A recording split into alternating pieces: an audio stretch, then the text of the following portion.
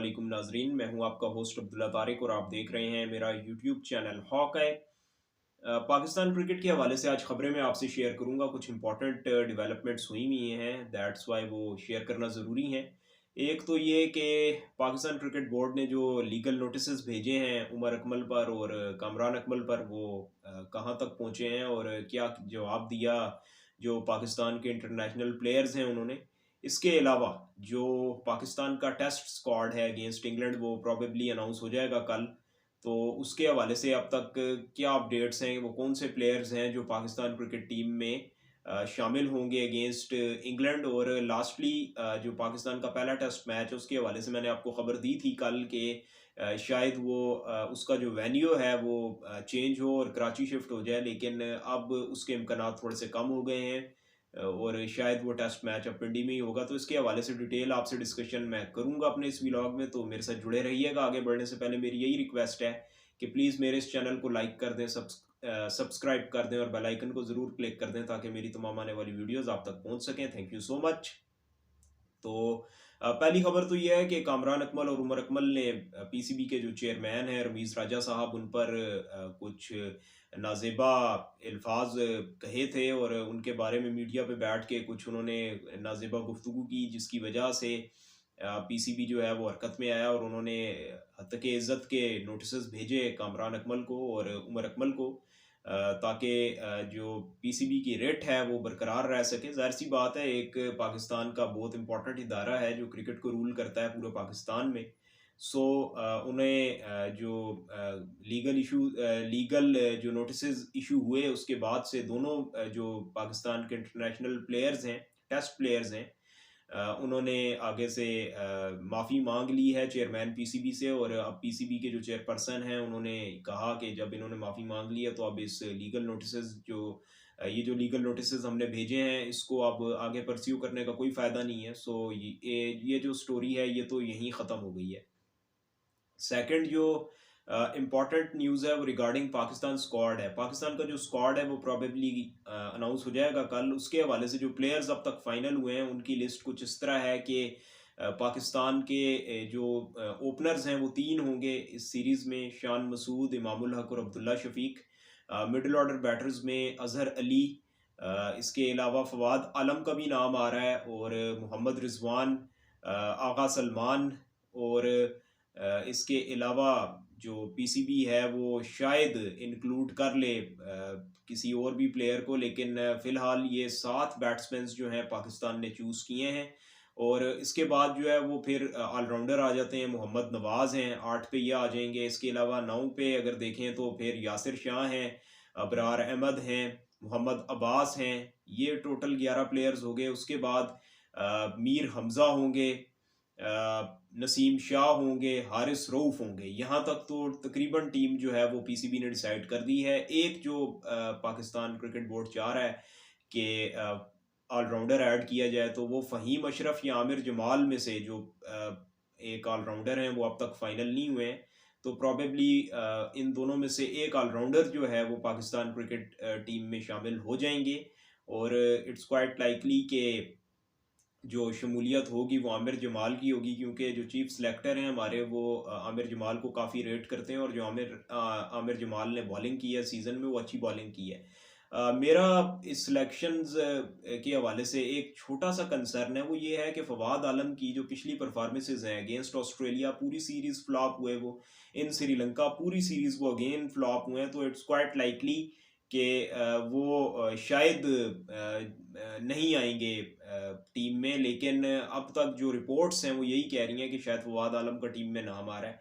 मैं कुछ डिटेल्स आपसे शेयर कर देता हूँ कायद आज़म ट्रॉफ़ी के स्टैट्स के रेलिवेंट के। इस कायद आज़म ट्रॉफ़ी में जो मिडल ऑर्डर बैटर्स में सबसे ज़्यादा रन्स बनाए हैं वो उस्मान सलाहुद्दीन ने बनाए हैं। 8 मैचेस की 14 इनिंग्स में 2 दफ़ा नॉट आउट रहते हुए उन्होंने 733 रन स्कोर किए हैं और उनकी जो मजमूई एवरेज है वो बड़ी अच्छी है, 61 की एवरेज है और 45 के स्ट्राइक रेट के साथ 300 उन्होंने किए हैं और 350 किए हैं। उस्मान सलाहुद्दीन इंजरी का शिकार रहे थे, लास्ट सीज़न में नहीं परफॉर्म कर सके थे, लेकिन इस सीज़न बड़ी अच्छी बैटिंग की है, तो हमें मिडल ऑर्डर का मसला है नंबर 5 पे। फवाद आलम वहीं खेलते हैं आके, तो अगर फवाद आलम का देखा जाए तो वो 17वें नंबर पे हैं इस वक़्त, और उस्मान सलाहुद्दीन जो है वो कायद-ए-आज़म ट्रॉफ़ी में मजमूई तौर पे तीसरे नंबर पे हैं। इसके अलावा जो एक बैटर और हैं वो तैयब ताहिर हैं, उन्होंने 9 मैचेस की 12 इनिंग्स में 685 रन स्कोर किए हैं। 62 की इनकी एवरेज है, 60 का स्ट्राइक रेट है, 450 और 100 इन्होंने किया हुआ है, 152 आईएएस हैं, और उस्मान सलाहुद्दीन के 135 आईएएस हैं। सो पीसीबी को ये चाहिए कि उस्मान सलाहुद्दीन या तैयब ताहिर को शामिल कर लें इन प्लेस ऑफ फवाद आलम। अगर आप एक एक्सपीरियंस हैंड चाहते हैं तो उस्मान सलाहुद्दीन को शामिल कर लें।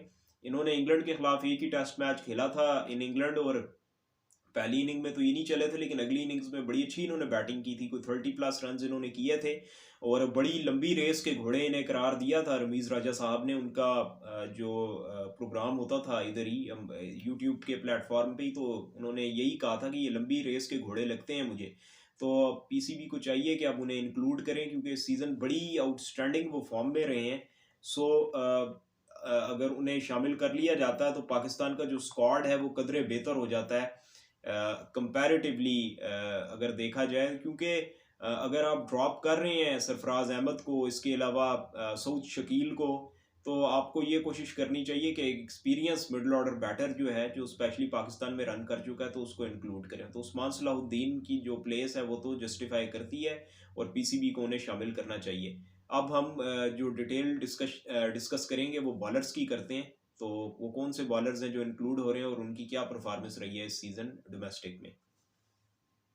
जहाँ तक सवाल है बॉलिंग का, तो बॉलिंग जो है वो पाकिस्तान की शाहीन अफरीदी के बगैर थोड़ी कमज़ोर है। तो पीसीबी के पास जो बेस्ट ऑप्शंस हैं वो लेफ्ट आर्म सीम में तो आकिफ जावेद और मीर हमज़ा हैं। अगर देखा जाए तो आकिफ जावेद ने 7 मैचेस में 21 आउट किए हैं 40 की एवरेज से, और मीर हमज़ा जो 11वें नंबर पे हैं उन्होंने 4 मैचेस में 16 आउट किए हैं कायद आज़म ट्रॉफी में, तो दैट्स वाई मीर हमज़ा का नाम आ रहा है। नुमान अली ड्रॉप होंगे, उनकी जगह नवाज, क्योंकि एक प्रोमिनेंट ऑलराउंडर हैं, अच्छा परफॉर्म कर रहे हैं, तो वो खेलेंगे। मोहम्मद अब्बास की वापसी होगी, 5 मैचेस में 18 आउट किए हैं, इंग्लैंड में अच्छा ट्रैक रिकॉर्ड है against most England batters, county में अच्छी बॉलिंग करते रहे हैं, तो होपफुली पाकिस्तान में इन्हें अब चांस मिलेगा, क्योंकि हमारे जो सीनियर प्रो हैं शाहीन वो नहीं होंगे। बाकी जो स्पिनर्स हैं, अबरार अहमद आउटस्टैंडिंग है, 6 मैचेस में कोई 43 आउट किए हैं 21 की एवरेज से, तो काफ़ी इम्कानात हैं कि इन्हें अब ना सिर्फ टीम में लाया जाएगा बल्कि इन्हें खिलाया भी जाएगा। आमिर जमाल की जो बॉलिंग है वो 7 मैचेस में 23 विकेटें हैं 30 की एवरेज से, 2 पंजे इन्होंने लगाए हुए हैं, 47 के स्ट्राइक रेट के साथ बड़ी अच्छी बॉलिंग इन्होंने की है। बाकी फ़हीम अशरफ जो है, इसी वजह से वो इंक्लूड नहीं हो रहे कि वो पहले जो 20 बॉलर्स हैं उनमें शामिल नहीं है, उनकी विकेटें नहीं है, तो एक आधा 100 ज़रूर किया उन्होंने, लेकिन ओवरऑल जो कायद आज़म ट्रॉफी में उनकी परफॉर्मेंस है वो सेटिस्फैक्ट्री नहीं है मेरे हिसाब से। मुबस्सिर खान जो है 9 मैचेस में 26 विकेटें ली हैं, इनका फ्यूचर है पाकिस्तान के साथ, लेकिन अभी हमें आगा सलमान क्योंकि सर्व कर रहे हैं ऑलरेडी, तो अब जैसे ही आगा सलमान इधर उधर होंगे, अगर उनकी परफॉर्मेंसेज अच्छी नहीं हुई तो मुबस्सिर खान डेफिनेटली उन्हें रिप्लेस करेंगे। एक फास्ट बॉलर है मोहम्मद अली, लास्ट सीजन भी बड़ी अच्छी बॉलिंग की थी, लीडिंग विकेट टेकर्स में आते हैं, ज़्यादा पेस नहीं है, स्विंग से आउट करते हैं। 6 मैचेस में इन्होंने 24 विकेटें ली हुई हैं 25 की एवरेज से, तो वाई नॉट, अगर हम मोहम्मद अब्बास एक अच्छी एज के बॉलर हैं, उनकी 33 साल एज है, तो उनकी जगह मोहम्मद अली को अगर हम शामिल करें तो ज़्यादा बेहतर हो सकता है। 6 मैचेस में 24 विकेटें हैं, लेकिन शायद ऐसे नहीं करेंगे सिलेक्टर, क्योंकि मोहम्मद अली कोई बड़ा नाम नहीं है, लेकिन मैं ज़रूर उनके लिए यहाँ आवाज़ उठाऊंगा कि उन्हें ज़रूर मौका मिलना चाहिए, बड़े अच्छे बॉलर हैं, खसूसन उस वक्त जब आपके की बॉलर नहीं है और मोहम्मद अब्बास की इतनी पेस नहीं है, सो आपको डेफिनेटली उन्हें खिलाना चाहिए। लेकिन जो अब तक रिपोर्ट है, जो मैंने स्क्वाड पीछे अनाउंस कर दिया है, मैंने बता दिया, तो प्रॉबेबली वही होगा। मोहम्मद उमर ने भी 7 मैचेस में 23 विकेटें ली हैं, तो थोड़ा सा पीसीबी को सोचना पड़ेगा इससे रिलेटेड कि कौन सा बॉलर जो है लॉन्ग टर्म होगा। वैसे मैं आकिफ जावेद के बहुत फेवर में हूँ कि अभी उनकी एज भी कम है, उनकी 22 साल उम्र है, शाहीन अफरीदी की तरह के बॉलर हैं, वो अच्छी बॉलिंग करते हैं, लेकिन मीर हमज़ा थोड़े एक्सपीरियंस है, उन्हें मौका मिलेगा, लेकिन हमें आकिफ जावेद पे, मोहम्मद उमर पे, एहसानुल्लाह पे, इन पे नज़र रखनी चाहिए, और हमें मोहम्मद अली को भी मौका देना चाहिए। बहरहाल ये बॉलिंग थी, और मेरे हिसाब से जो स्क्वाड मैंने बता दिया आपको, तो उसमें कोई इक्का दुक्का चेंज हो जो मैंने रिकमेंड की है, प्रॉबेबली वो चेंज हो जाएगी, अदरवाइज़ कोई और चेंज नहीं होगा उस स्क्वाड में। तो ये तो थी दूसरी खबर। जो तीसरी खबर है वो ये है कि जो पहला टेस्ट मैच है वो पिंडी में ही खेला जाएगा, क्योंकि एक सियासी जमात का एहतजाज एक्सपेक्टेड है लेट नवंबर में। तो इंग्लैंड ने 27 तारीख को पाकिस्तान आना है, उन्होंने इस्लामाबाद आना है।